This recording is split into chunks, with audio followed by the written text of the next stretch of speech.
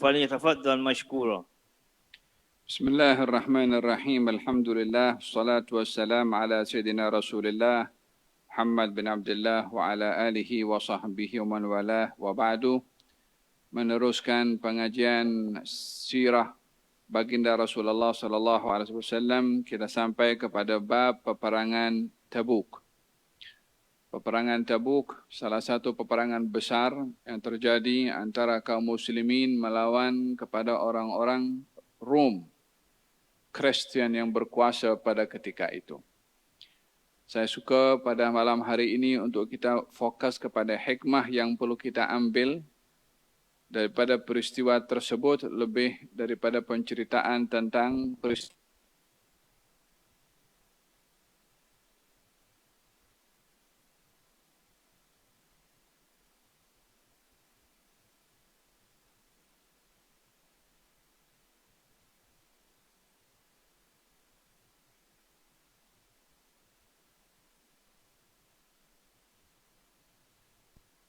Kawasan Jordan.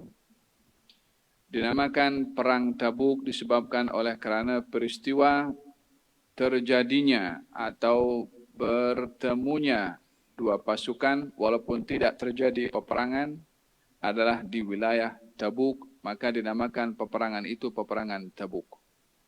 Terjadi pada tahun ke-9 daripada hijrahnya Rasulullah sallallahu alaihi wasallam, dan itu adalah peperangan terakhir yang besar dihadiri oleh Rasulullah sallallahu alaihi wasallam. Setelah itu baginda Rasulullah sudah masuk haji wada tahun ke-10 dan tahun 11 beliau meninggal dunia. Jadi peperangan Tabuk ini peperangan terakhir yang dihadiri oleh Rasulullah daripada peperangan yang besar, terjadi pada bulan Rajab pada tahun ke-9.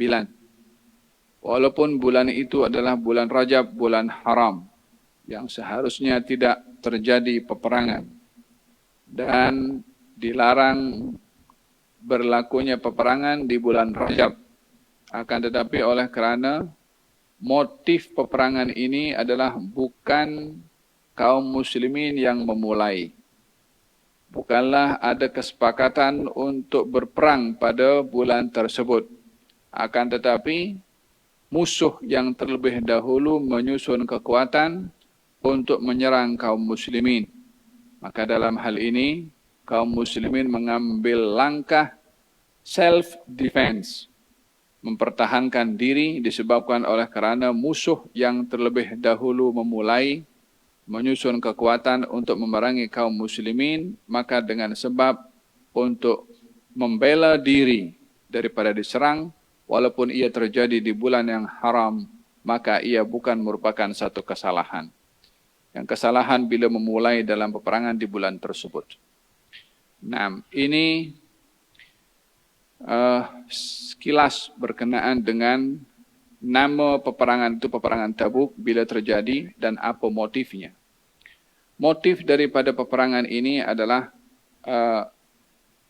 kekhawatiran dan kerisauan Rom sebagai negara penguasa besar yang suka untuk memperluas wilayah jajahannya sampai ke negeri Asyam, dan negeri Asyam berjiran tetangga dengan Jazirah Arab.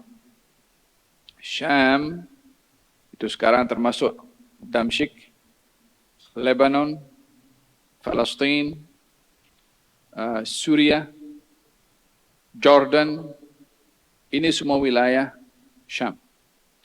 Dan ia bertetangga dengan Jazirah Arab, bertetangga dengan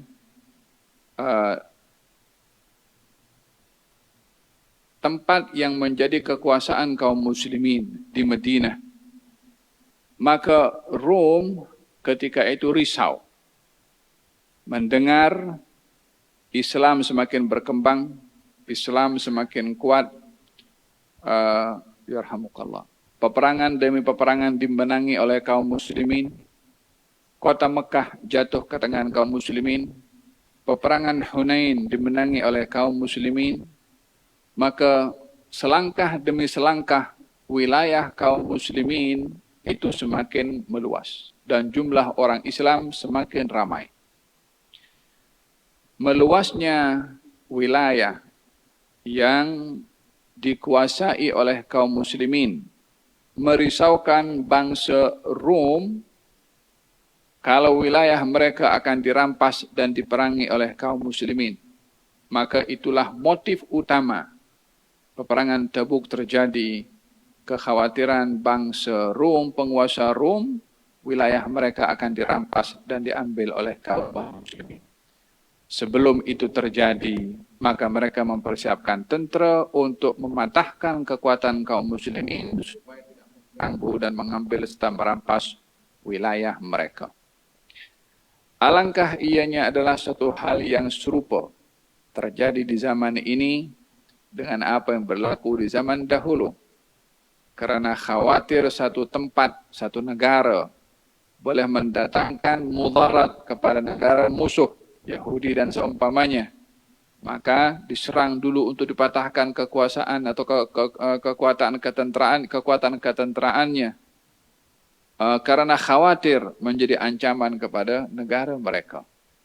Itulah yang berlaku pada peperangan Tabuk, di mana kaum Rom risau akan kekuatan kaum al-muslimin. Di sini beberapa hikmah yang perlu kita ambil. Yang pertama berkenaan dengan motif peperangan yang saya jelaskan sebentar tadi, mengingatkan kita tentang firman Allah Subhanahu wa taala, "Walan tarda ankal yahudu walan nasara hatta tattabi'a millatahum." Tidak akan rasa puas orang-orang Yahudi dan Nasrani terhadap kamu, wahai orang-orang mukmin, melainkan kamu mengikuti millah mereka. Hatta tattabi'a millatahum, sehingga kamu mengikuti millah mereka. Millah ini secara bahasa adalah jalan. Millah ini diartikan ajaran. Millah ini diartikan ideologi. Berbagai macam arti pada millah. Orang-orang Yahudi dan Nasrani bukan mengharap kita menganut agama mereka. Bahkan agama yang dilihat ekstrim dan hanya tertumpu kepada bangsa mereka sendiri adalah agama Yahudi. Tidak mudah orang itu nak mengatakan untuk masuk agama Yahudi. Tidak ada. Sebab itu agama khas untuk keturunan bangsa mereka sahaja. Kalau Kristen, ya, dia ada ada dakwah. Tapi Yahudi tidak ada berdakwah mengajak orang lain masuk agama Yahudi. Sebab itu agama adalah merujuk kepada bangsa tertentu sahaja. Maka dalam hal ini disebutkan millah bukan bertujuan untuk mengeluarkan orang Islam daripada agama Islam. Walaupun itu salah satunya, tapi bukan satu-satunya. Tetapi yang dimaksudkan millah di sini adalah untuk umat Islam ini mengikut cara dan jalan mereka dalam kehidupan, dalam berbudaya, dalam berpakaian, dalam berfikir, dalam segala hal diikuti cara mereka. Hal ini dapat dilihat daripada penjelasan yang disampaikan oleh Rasulullah SAW, daripada berita yang akan terjadi kepada umatnya yang dirisaukan oleh Nabi, yaitu latattabi'anna sanana man qablakum shibran bi shibrin wa dhira'an bi dhira'in hatta law dakhala ahaduhum juhra dhabbin la dakhaltumuh. Kamu akan mengikuti orang-orang sebelum kamu, sejengkal demi sejengkal, sehasta demi sehasta, sehingga kalau mereka masuk lubang biawak, kamu pun juga akan masuk ke dalamnya. Sahabat bertanya, siapa mereka yang diikuti sedemikian rupa, wahai Rasulullah? Adakah Yahudi dan Nasrani? Kata baginda Rasulullah, siapa lagi selain daripada mereka? Hadis ini menggambarkan apa yang dijelaskan oleh Allah dalam Al-Quran tadi. Kalau orang Yahudi dan Nasrani tidak akan rasa puas hati kepada umat Islam, melainkan umat Islam mengikuti cara mereka dalam segala hal. Realiti zaman yang kita hidup pada hari ini, ramai umat Islam yang juga mengikuti cara dan gaya hidup mereka. Baik itu dalam rumah, baik itu dalam budaya, Halloween sudah ada orang Islam yang melakukannya,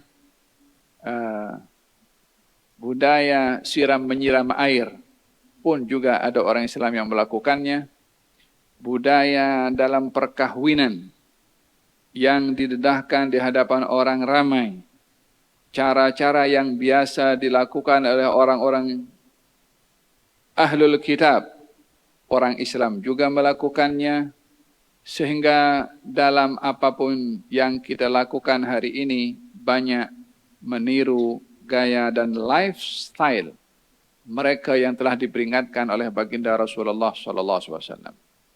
Walan tarda ankal yahud walan nasara hatta tattabi'a millatahum. Pengajaran yang perlu kita ambil di sini adalah untuk tidak menggantikan panutan dan ikutan yang diperintah oleh Allah kepada kita, yaitu Rasulullah, dengan digantikan dengan selain daripada Rasulullah, baik orang Yahudi atau Nasrani, dalam kita punya pakaian, dalam kita punya budaya, dalam kita punya acara kenduri perkahwinan, apapun yang ia dapat diambil nasihat dan juga petunjuknya daripada syariat Rasulullah, hendaklah diambil dan tidak mengikuti cara dan budaya orang-orang yang kita diperingatkan untuk tidak boleh mengikuti mereka. Ini hikmah yang pertama. Yang kedua, tadi menggambarkan tentang hasad dengkinya orang-orang Yahudi dan Ahlul Kitab. Ya? Nah, yang kedua mengenai ahammiyatul jihad bil mal. Pentingnya jihad dengan harta. Jihad adalah satu perintah di dalam Al-Quranul Karim. Jihad adalah satu perintah dalam hadis Rasulullah SAW. Dalam Al-Quranul Karim Allah Subhanahu wa taala berfirman, "Ya ayuhan nabi jahidul kuffar wal munafiqin waghlud 'alaihim." Wahai seorang nabi, berjihadlah kamu kepada orang kafir dan orang-orang munafik.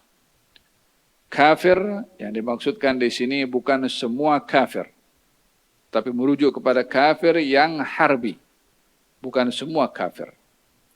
Karena di dalam Islam kafir dibahagikan kepada beberapa bahagian. Ada kafir namanya kafir dhimmi. Kafir yang hidup di negara yang ditadbir oleh umat Islam. Mereka mempunyai hak keamanan, hak untuk dijaga harta dan dilindungi, sama dengan hak orang Islam yang lainnya. Tidak boleh diganggu, tidak boleh disakiti, dan tidak boleh dirampas. Mereka bayar jizyah, macam teks umat Islam bayar zakat, semua demi kemaslahatan baik itu negara atau kemaslahatan masyarakat. Kafir ada namanya kafir mu'amman. Kafir mu'amman, kafir yang datang daripada luar dan masuk ke tempat kita dengan izin. Maka kafir ini namanya kafir mu'amman, tidak boleh diganggu, tidak boleh diambil hartanya, sebab tidak masuk ke negara kecuali dengan izin daripada pentadbir atau kerajaan yang memimpin negara tersebut. Yang ketiga, ada kafir namanya kafir harbi. Kafir yang memerangi. Yang ini kita diperintahkan untuk berjihad kepada mereka. Ada kafir namanya kafir mu'ahad. Kafir mu'ahad adalah orang kafir yang ada agreement dengan negara yang ditadbir oleh orang Islam. Negara yang bertetangga. Ada kerjasama untuk menjaga keharmonian sejagat. Maka dalam hal ini tidak boleh memerangi negara tetangga walaupun kafir, karena ada perjanjian damai antara kita dengan mereka. Jadi dalam hal ini tidaklah memahami arti kafir dengan satu bahagian sahaja, akan tetapi ia terbagi kepada beberapa bahagian seperti yang saya jelaskan sebentar tadi. Daripada sikap Rasulullah sallallahu alaihi wasallam, beliau berjiran dengan seorang Yahudi yang terkadang datang bekerja di rumah Rasulullah, dan kalau Yahudi itu sakit diziarahi oleh Rasulullah. Ia kafir, tapi ada hubungan baik. Di antara mereka yang disikapi di dalam syariat ini dengan baik walaupun kafir. La yanhaakumullahu 'anil ladzina lam yuqatilukum fid din wa lam yukhrijukum min diyarikum an tabarruhum wa tuqsitu ilaihim innallaha yuhibbul muqsitin. Allah tidak melarang kamu wahai orang beriman menyikapi kepada orang yang tidak beriman, yang tidak memusuhi kamu, tidak memerangi kamu, tidak membantu orang lain memerangi kamu, untuk kamu berlaku ihsan kepada mereka atau berlaku adil pada mereka. Ayat memerintahkan kita berbuat ihsan pada orang kafir.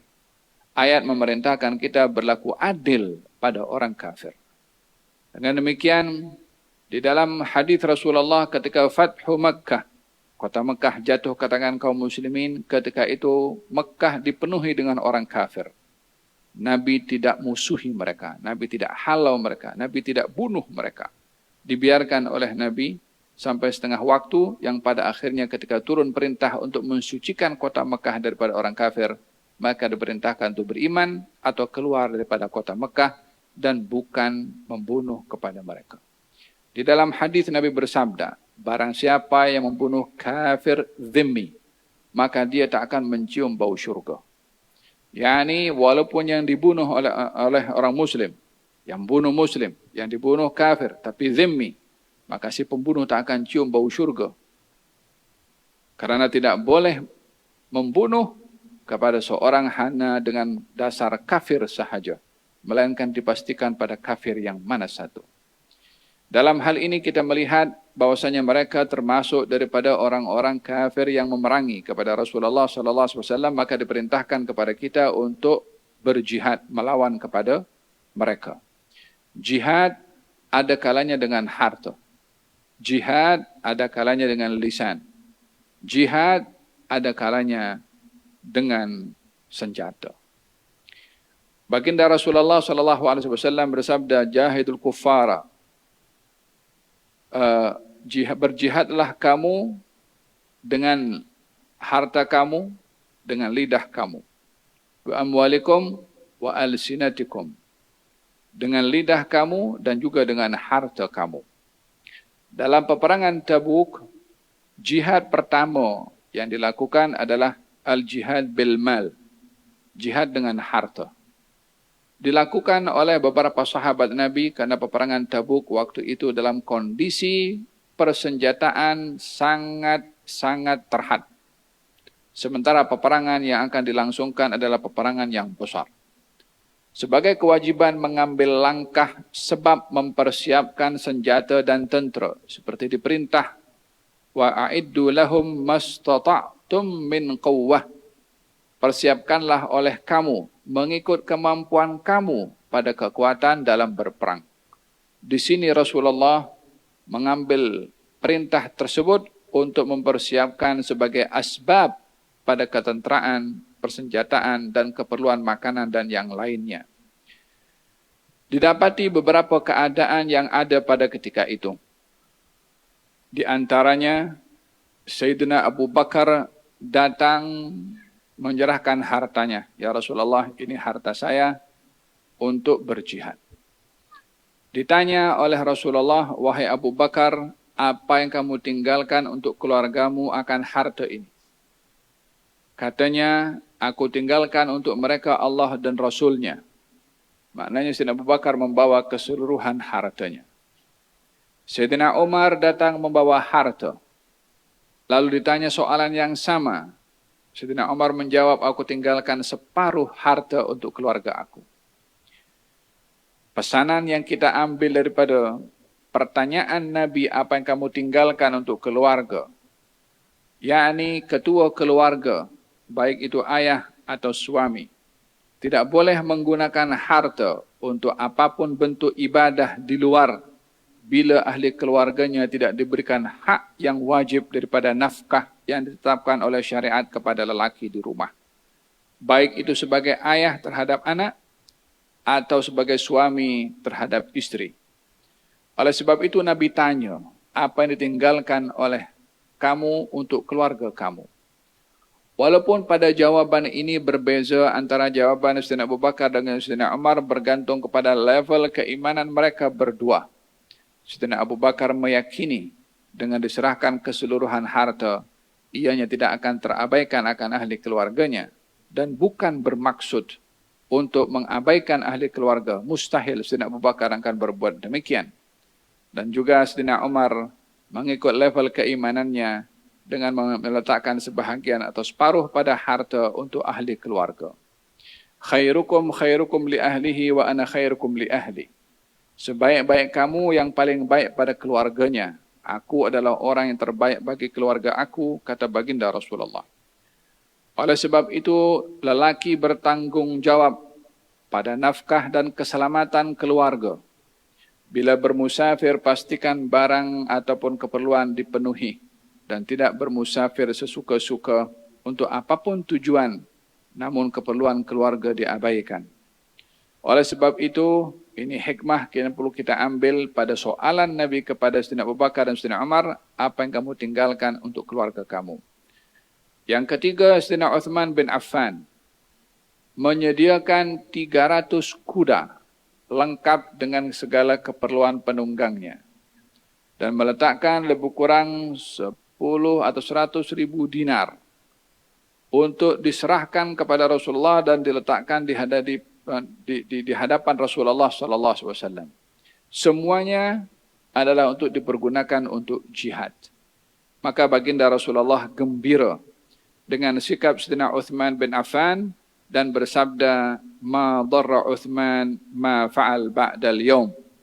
Tak ada lagi apa perkara buruk yang boleh dilabelkan kepada Uthman setelah apa yang dia buat hari ini, kata baginda Rasulullah SAW.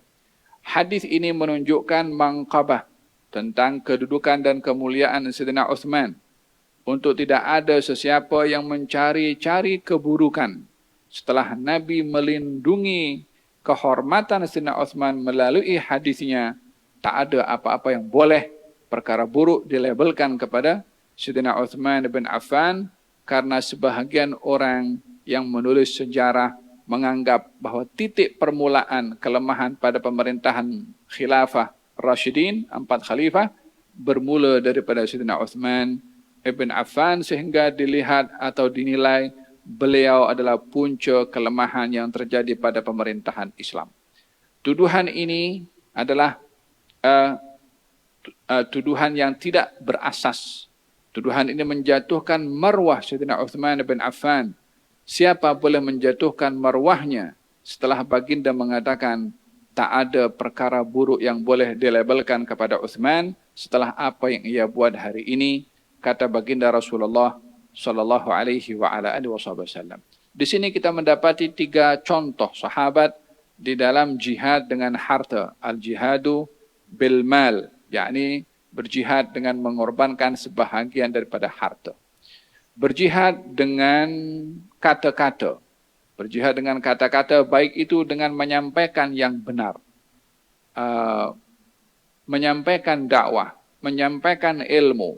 Itu juga bahagian daripada jihad.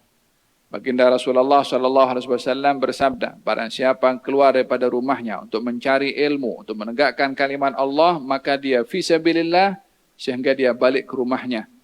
Harapan kita termasuk daripada orang-orang yang keluar daripada rumah untuk mencari ilmu, menegakkan kalimat Allah dan balik ke rumah sebagai seorang mujahidin. Amin, Allahumma amin. Dalam hadis ini dinyatakan tentang jihad dengan kata-kata, yaitu dengan ilmu, dengan dakwah. Itu pun bahagian daripada jihad. Termasuk jihad dengan tenaga dan dengan kekuatan. Dalam hal ini dilihat beberapa kaum muslimin datang kepada Rasulullah sallallahu alaihi wasallam mengatakan, ya Rasulullah, saya ada tenaga, ada kekuatan. Cuma saya tak ada harta. Nah, pedang tak punya, bekal untuk nak pergi berjihad tak ada, walhasil kalaupun ada tak cukup. Maka datang kepada Rasulullah dan meminta supaya Rasulullah memberikan bekal kepada mereka untuk berjihad. Ini golongan kaum fakir miskin yang tak punya harta, tapi mereka punya kekuatan dan tenaga, menawarkan diri untuk dibawa oleh Rasulullah dalam berjihad.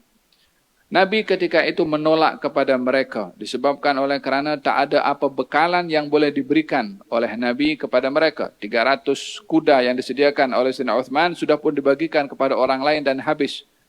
Duit yang diletakkan oleh Sayyidina Uthman sudah pun digunakan dan habis. Lebih kurang 30,000 tentera yang bersama dengan Rasulullah pada peperangan Tabuk pada ketika itu. Itu pun masih ada lagi kalangan kaum muslimin yang datang menawarkan diri untuk berjihad namun tidak boleh ikut disebabkan oleh kerana tidak ada bekalan yang boleh diberikan kepada mereka. Mereka kaum muslimin yang ditolak oleh Nabi kembali ke rumah masing-masing dalam keadaan mereka menangis. Hal ini direkod oleh Allah Subhanahu wa taala dalam Al-Qur'anul Karim ketika mereka datang kepada Rasulullah meminta ikut berjihad, namun Nabi tolak sebab tak ada apa yang boleh diberikan sebagai bekalan. Mereka kembali dalam keadaan menangis, dipuji sikap mereka oleh Allah Subhanahu wa taala. Hikmah yang kita ambil di sini adalah bukanlah menjadi alasan tak ada bekal lalu tidak menawarkan diri untuk berjihad. Boleh jadi orang lain akan bekalkan untuk kita dapat berjihad. Itulah yang dilakukan oleh sebahagian sahabat tadi yang datang kepada Rasulullah sallallahu alaihi wasallam yang tidak punya harta tapi punya kekuatan dan kemahiran untuk berjihad. Yang kedua, dalam berjihad bukanlah hanya kita punya modal berani. Bukanlah hanya bermodal semangat, tapi juga asbab yang perlu untuk diambil, bekal persenjataan, bekal makanan, yang kalau dia hanya berbekal dengan keberanian sahaja. Kalau dalam pergi perjalanan nak makan apa nanti? Keperluan nak jalan kaki waktu itu musim panas yang ketika itu satu onta 3 orang akan silih berganti atau satu kuda 3 orang silih berganti untuk menaiki karena perjalanan yang begitu jauh dan amat mencabar. Di samping itu jauh dan musim panas dan musim panas itu adalah sangat mencabar bagi para musafir. Yang ketiga adalah rasa terkilan bila terlepas peluang untuk mendapatkan kebaikan. Itu satu hal yang sangat baik ada kepada seseorang. Bila ada rasa terkilan, terlepas peluang melakukan kebaikan. Dalam ayat ini, Allah memuji kaum muslimin yang terkilan karena tidak dapat ikut berjihad bersama dengan Rasulullah. Karena tak ada bekal yang boleh diberikan kepada mereka.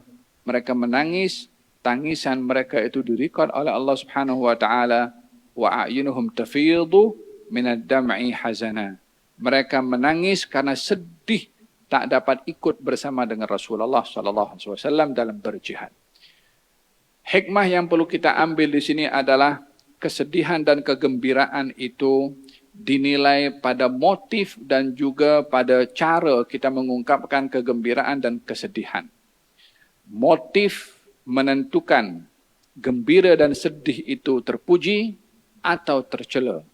Dan cara mengungkapkan kegembiraan itu juga menentukan adakah sedih atau gembira itu satu hal yang baik atau tidak. Di dalam Al-Quranul Karim, Allah Subhanahu wa taala menceritakan tentang orang-orang yang gembira dengan motif yang salah. Golongan kaum munafikin gembira bila kaum muslimin kalah dalam perang.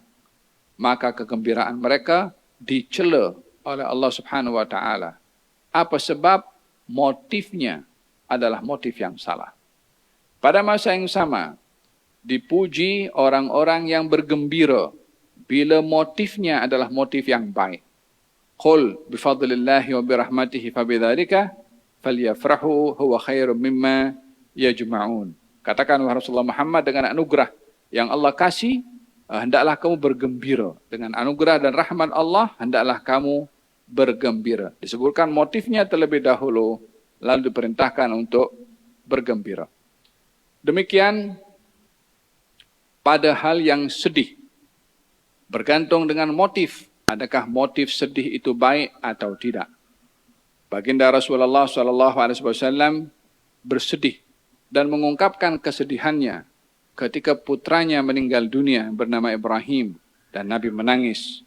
Kemudian mengatakan sesungguhnya hati ini menangis, sesungguhnya mata ini menangis, hati ini sedih dan berpisah denganmu wahai Ibrahim, satu hal yang menyedihkan. Demikian kata-kata Rasulullah ketika bersedih berhadapan dengan anaknya meninggal dunia. Berbeza dengan kesedihan yang berlaku kepada kaum munafikin. Ketika kaum muslimin menang dalam perang, kaum munafikin bersedih atas kemenangan kaum muslimin. Kesedihan ini dicela disebabkan oleh kerana motif. Dengan demikian, gembira dan sedih bergantung kepada motif dan cara mengekspresikan kegembiraan. Maka ia akan menjadi gembira dan sedih yang dipuji atau mendapatkan pahala bila motifnya baik, dan ia akan menjadi satu dosa bila motifnya tidak baik. Hada berkenaan dengan yang kita dapati dalam peperangan Tabuk, yaitu al-jihad bil mal. Yang kedua,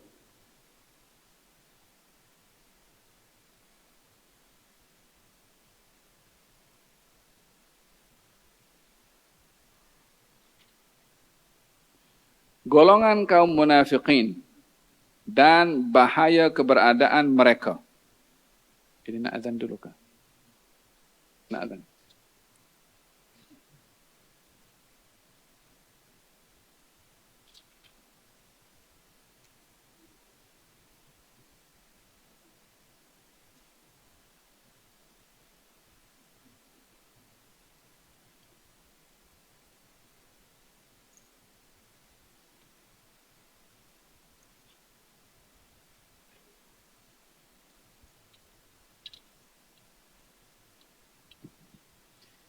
Allahumma salli ala Sayyidina Muhammad wa ala ali Muhammad ya Karim. Allahu Akbar, Allahu Akbar, Allahu Akbar,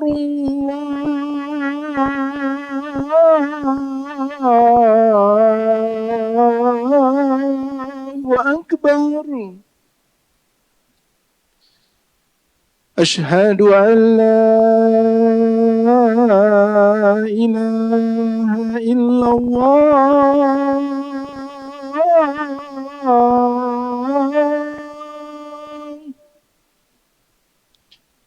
أشهد أن لا إله إلا الله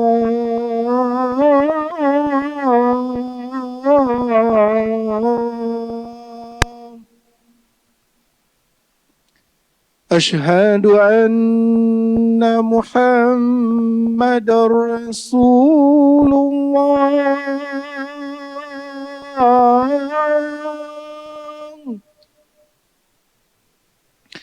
أشهد أن محمد رسول الله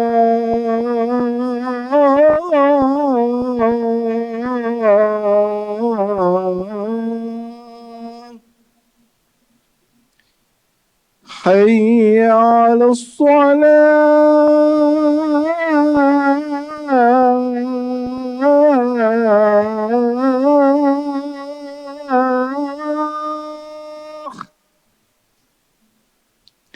حي على الصلاة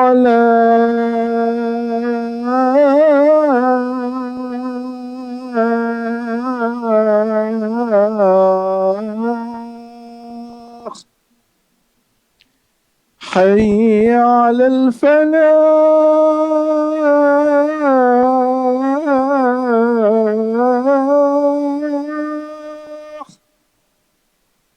حي على الفلاح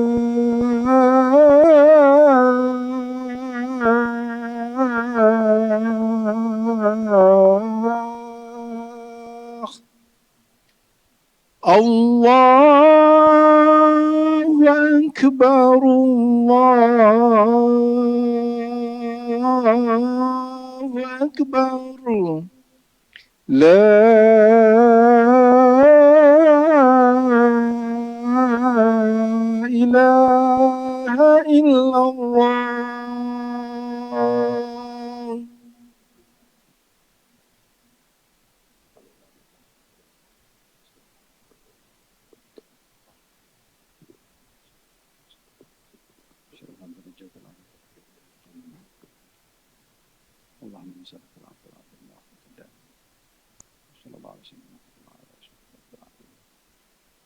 Kaum munafiqin adalah orang kafir yang menunjukkan sebagai seorang muslim.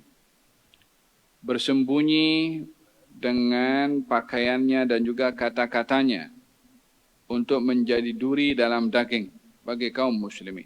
Dan ini adalah yang lebih berbahaya berbandingkan orang kafir yang bermusuh, yang ia terang-terang menunjukkan permusuhannya.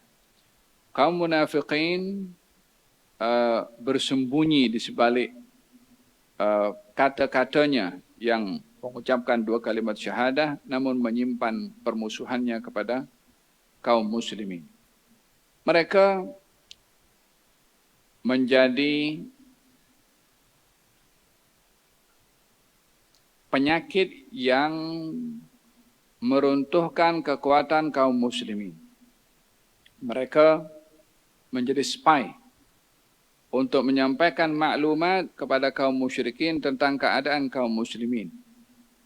Di antara yang mereka lakukan adalah mereka keluar bersama dengan Rasulullah bersama pasukan. Di saat sudah mula keluar daripada Madinah, sengaja berpaling tadah, dia dengan kelompoknya kembali lagi ke Madinah di hadapan kaum muslimin yang sedang berjalan menuju ke medan perang. Perbuatan ini adalah sebagai provokasi untuk diikuti oleh kaum muslimin meninggalkan peperangan.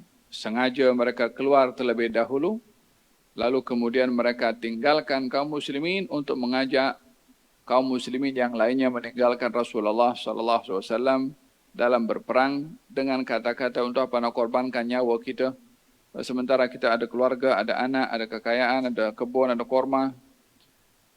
Demikian sikap kaum al-munafiqin.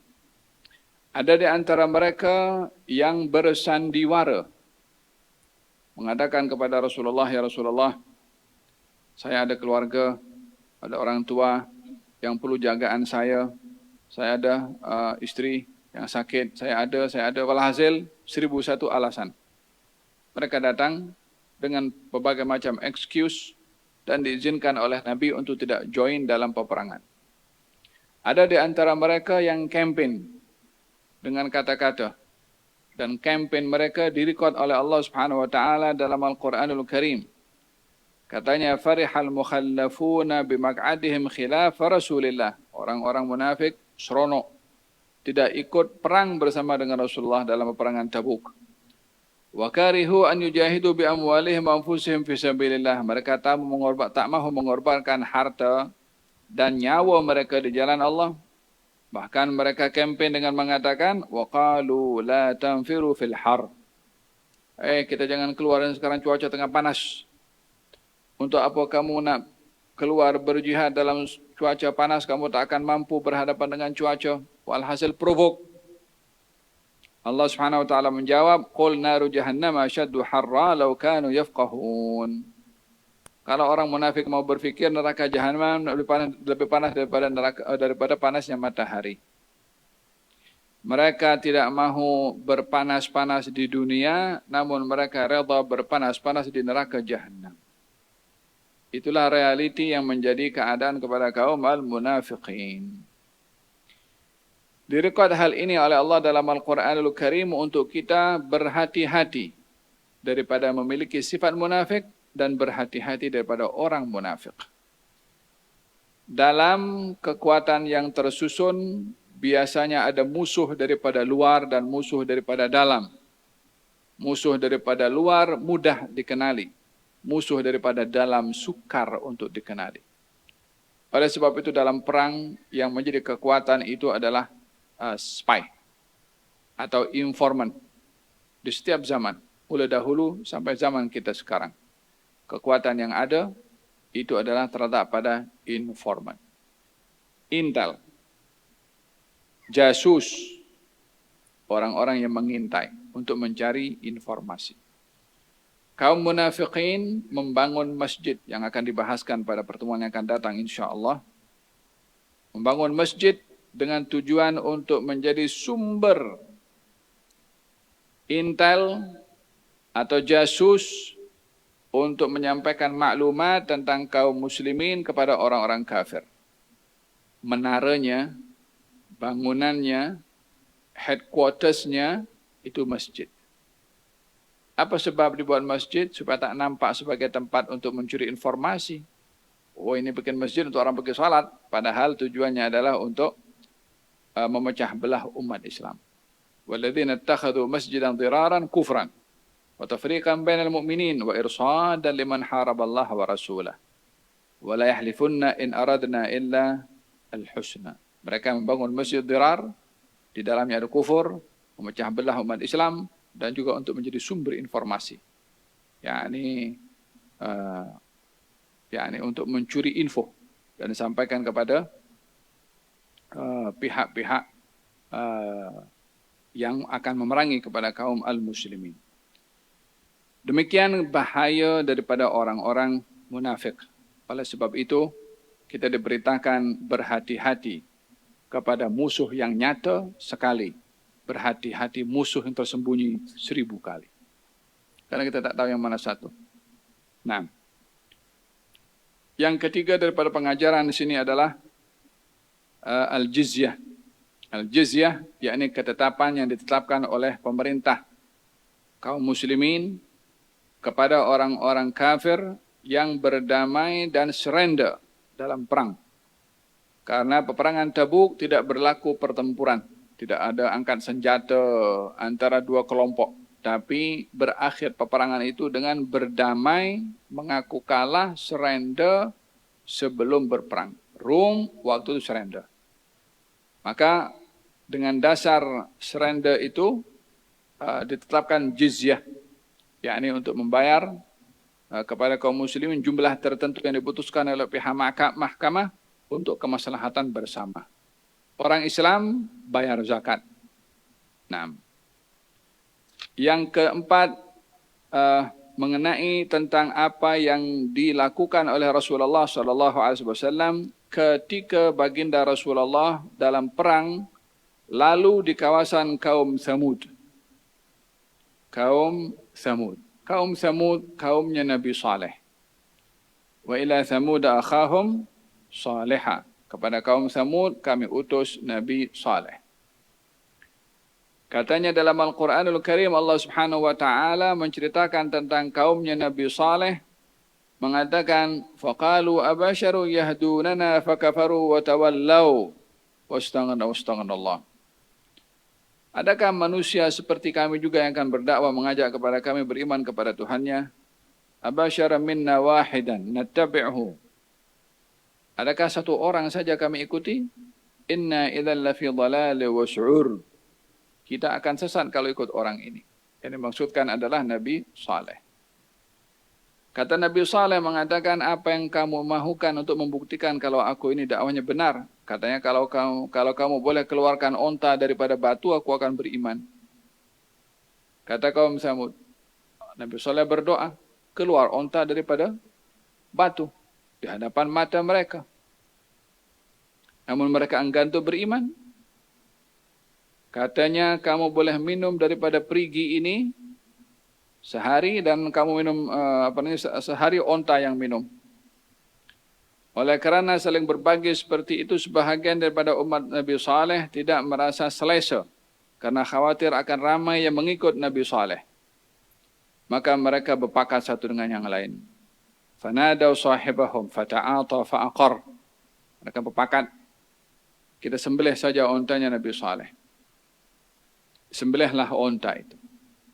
Maka Nabi Saleh memberi masa 3 hari untuk turunnya azab. Turun azab seperti dijanjikan dengan teriakan yang luar biasa daripada Jibril alaihissalam yang mematikan semua daripada kaum Thamud yang ingkar. Kawasan kaum Thamud itu antara Madinah yang menuju ke Syam. Jadi Nabi masa menuju ke peperangan itu lalu di kawasan kaum Thamud.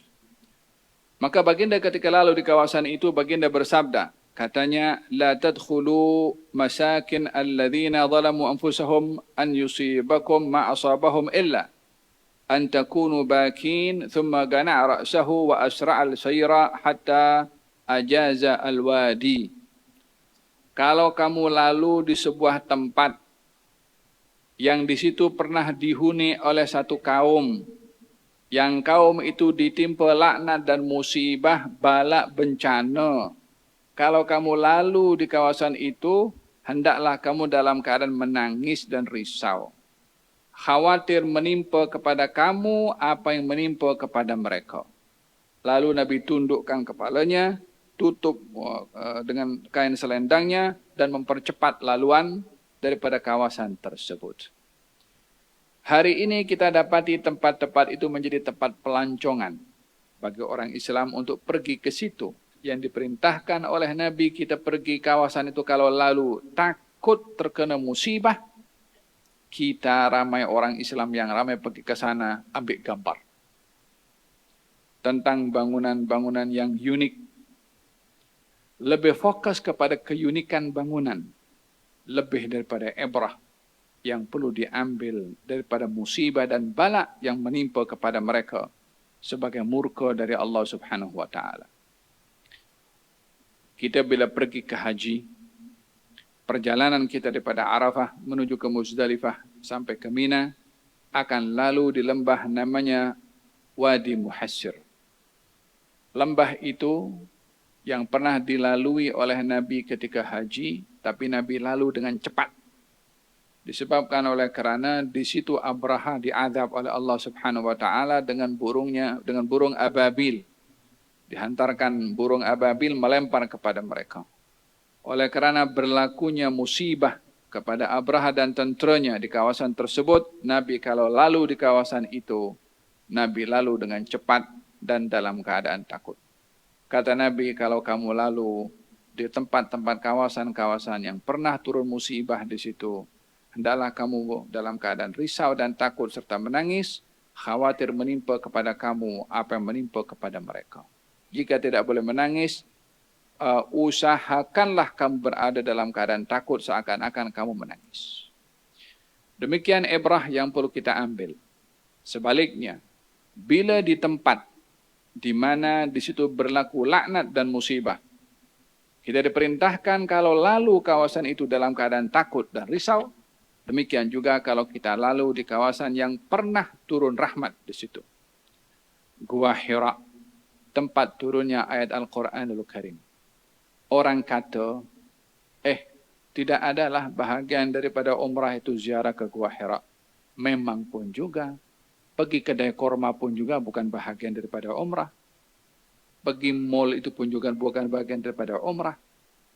Pergi ke mana? Pergi ke mana biasanya orang untuk lempar duit pun bukan bahagian daripada umrah.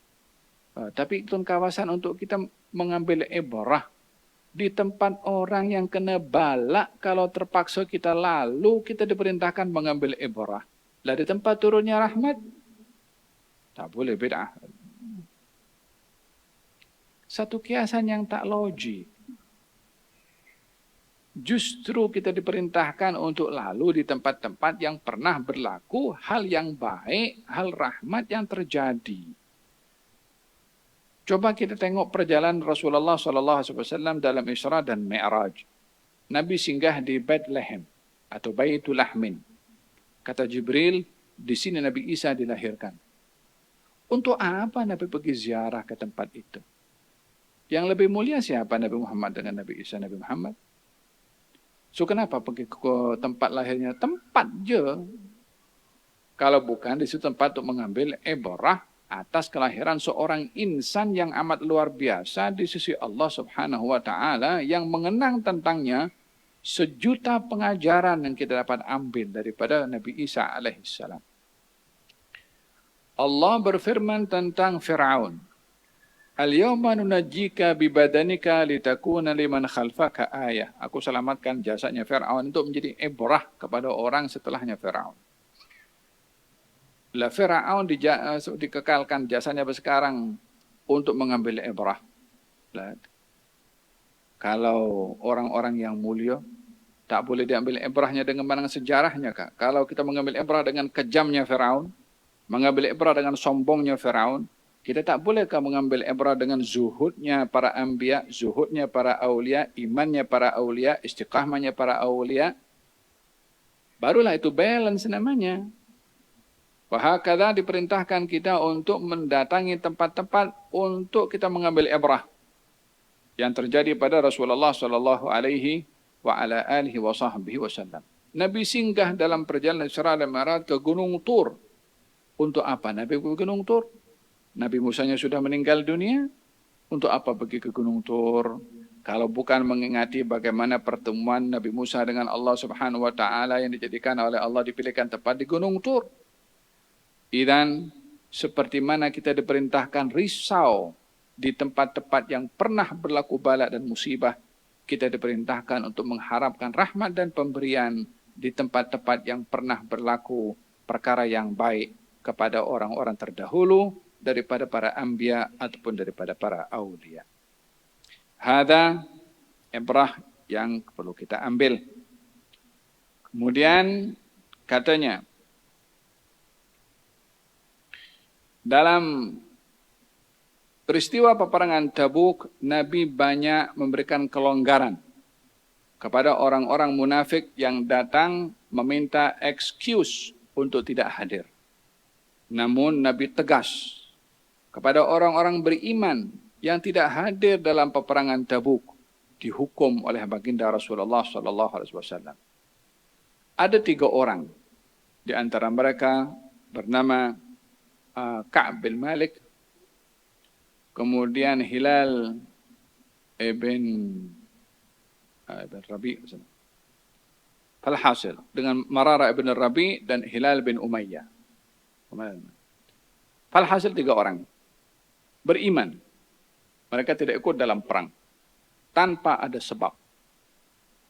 Baginda Rasulullah menghukum dengan mereka dengan tegas, dengan 3 hukuman yang berat. Yang pertama, dilarang sesiapa berbicara kepada 3 orang ini.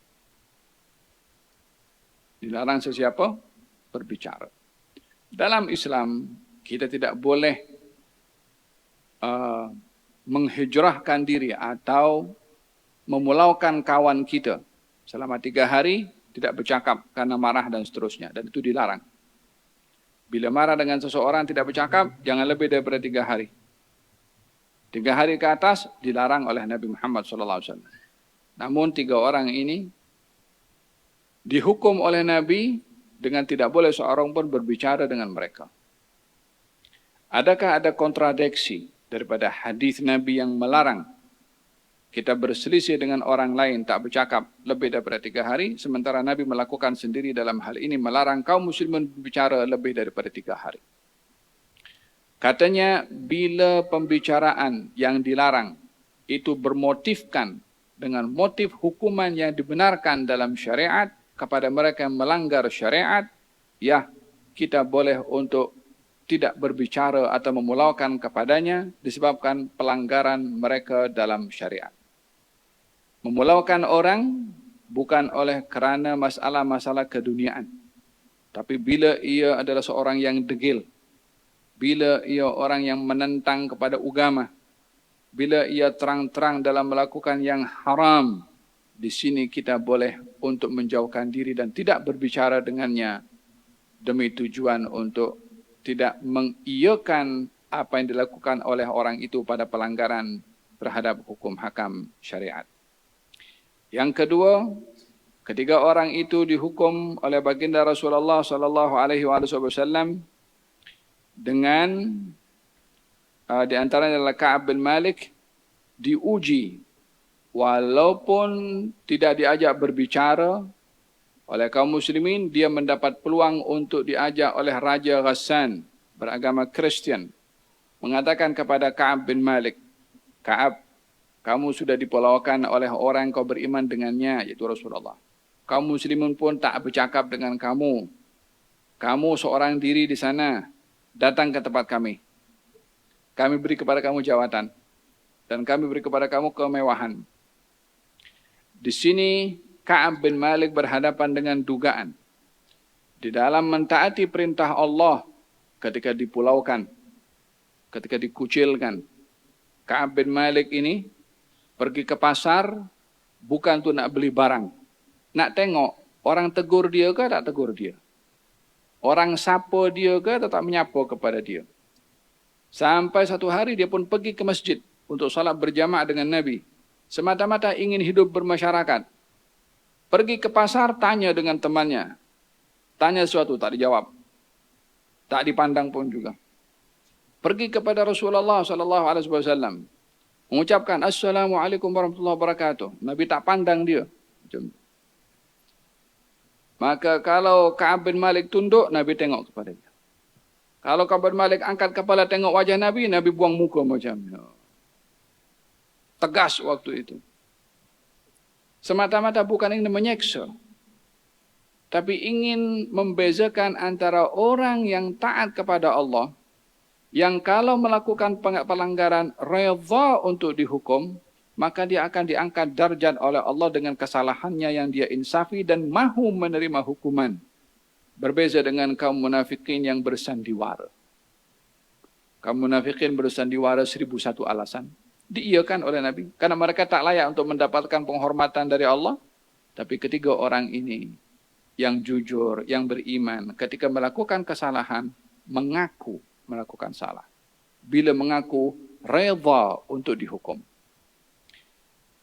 Seseorang yang mengaku bersalah, di dalam Quran ini berapa banyak orang mengaku bersalah diangkat darjat oleh Allah Ta'ala.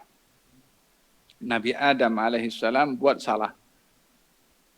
Dan mengaku, diangkat menjadi Nabi, turun di atas muka bumi menjadi Nabi. Nabi pertama bapa ke seluruh manusia. Nabi Yunus alaihissalam. Ketika meninggalkan kaumnya dalam keadaan marah. Dan akhirnya dia insaf. Fajtabahu rabbuhu faja'alahu minas salihin. Diangkat darjatnya Nabi Yunus oleh Allah Subhanahu wa taala walaupun sedikit banyak dihukum masuk dalam perut ikan berhari-hari dalam kedalaman lautan. Jadi ketika melakukan kesalahan dan menginsafi kesalahan, bertaubat kepada Allah, dan kalaupun kesalahan itu mengundang hukuman, dia redha untuk dihukum, ia akan menjadi sebab terangkat darjat orang ini di sisi Allah, berbandingkan dia memanipulasi atau mencari alasan untuk mengaku tidak bersalah, walaupun ia sebenarnya bersalah. Ini hikmah yang kita ambil daripada peperangan Tabuk. Yang terakhir adalah baginda Rasulullah bersabda di akhir, ketika kembali daripada Tabuk menuju ke Madinah, nampak gunung Uhud. Lalu Nabi bersabda dengan dua. Katanya, ini Uhud, bukit yang cinta kepada kami dan kami cinta kepada dia. Yang kedua, Nabi bersabda kepada kaum muslimin yang ikut dalam perang Tabuk, di Madinah ini ada orang-orang yang tak ikut bersama dengan kamu dalam peperangan ini, peperangan Tabuk, tapi pahala mereka tak kurang dengan kamu. Dan mereka duduk di Madinah, tapi pahalanya sama dengan orang berjihad. Duduk tak keluar rumah. Yang ini keluar dengan panasnya, dengan cabarannya, pahalanya sama yang duduk dengan yang pergi. Apa sebab? Sebab mereka itu terhalang untuk ikut. Yang tadi itu, yang saya ceritakan tentang orang-orang miskin yang nak join dengan Nabi tapi tak ada persenjataan, pahalanya sama dengan yang datang, yang pergi. Mereka yang ada niat untuk pergi, tapi mereka tak mampu karena sakit, pun pahalanya sama dengan orang yang pergi. Agihan pahala diberikan oleh Allah sama disebabkan azamnya untuk melakukan satu perbuatan walaupun tak terlaksana perbuatan itu, tapi karena azam yang kuat maka ia dinilai sama dengan orang yang berbuat. Niyatul mu'min khairun min amalih, niatnya orang beriman lebih baik daripada amal perbuatan. Hikmah ini penting untuk kita tanamkan dalam hati, niat yang baik walaupun tak kesampaian untuk melakukan amal perbuatan yang baik tadi. Dan ungkapan Nabi kepada gunung Uhud, gunung ini cinta kepada kami dan kami cinta kepada dia, adalah satu cabaran kepada kita sejauh mana kita itu mencintai Nabi untuk dibalas cinta juga oleh Nabi Muhammad sallallahu alaihi wa ala alihi wasallam. Gunung Uhud ada feeling sehingga diungkapkan oleh Nabi dia cinta. Tapi dia tak boleh berbuat untuk pergi solat sebab dia adalah batu. Tapi kita sebagai umat Nabi diperintahkan untuk cinta kepada Nabi. Diperintahkan untuk ikut kepada Nabi. Tidak dapat dipisahkan cinta dengan ikut yang mana saling melengkapi satu dengan yang lainnya. Cinta tanpa ikut tak sempurna. Ikut tanpa cinta tak sempurna. Oleh sebab yang demikian, terjemahkan rasa cinta kepada Nabi. Dengan ikut kepada Nabi, barulah kita akan sampai kepada darjat lebih tinggi daripada gunung Uhud. Karena kita adalah manusia sebagai umat Nabi Muhammad SAW.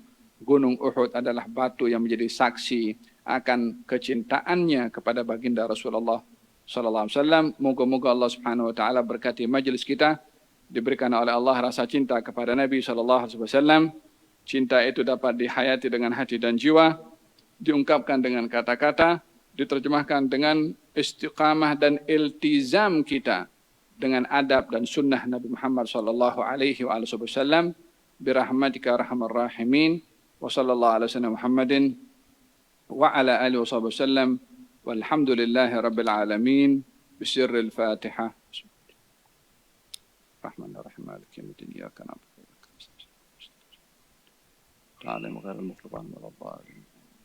Rabbana taqabbal minna innaka antas samiul alim wa tub alaina innaka antat tawwabur rahim. Da'wahum fiha subhanakallahumma wa tahim fiha salam. Wa akhir da'wahum alhamdulillahi rabbil alamin. Taqabbalallahu minkum. Inna wa minkum taqabbal. Alhamdulillah. Marilah kita sama-sama merafakkan setinggi-tinggi kesyukuran kepada Allah Subhanahu Wa Taala atas pengisian ilmu yang telah disampaikan oleh Al-Fadhil Tuan Guru Habib Ali Zainal Abidin Al-Hamid sebentar tadi. Bagi pihak pengurusan Masjid An-Nazim, kami merakamkan setinggi-tinggi penghargaan dan ucapan terima kasih kepada Tuan Guru Habib Ali Zainal Abidin Al-Hamid atas kesudian menyampaikan ilmu pada malam ini serta kepada seluruh jemaah yang hadir. Sebagai penutup majlis, marilah kita bersama-sama membaca tasbih kifarah dan suratul As. Subhanakallah wa bihamdika asyhadu an la ilaha illa astaghfiruka wa atubu ilaik. Bismillahirrahmanirrahim. Wal 'asr innal insana lafi khusr illal ladzina amanu wa 'amilus solihat wa tawasaw bil haqq wa tawasaw bis sabr. Sekian wabillahi taufiq wal hidayah. Wassalamualaikum warahmatullahi wabarakatuh. Sekian.